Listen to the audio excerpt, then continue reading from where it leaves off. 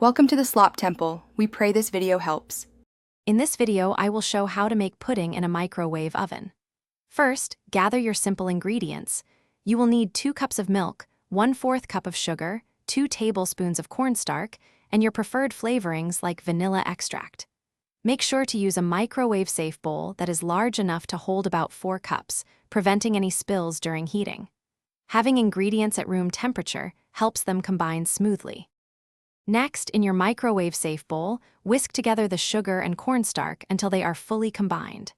This step is crucial for a smooth pudding. Slowly pour in the 2 cups of milk, stirring continuously as you add it to prevent any lumps from forming. Once mixed, place the bowl in the microwave and heat on high for 1 minute.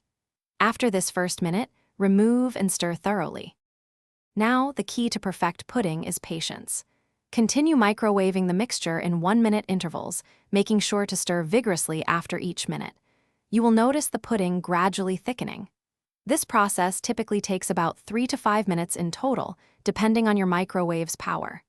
Keep heating and stirring until it reaches your desired creamy, thick consistency, similar to a custard.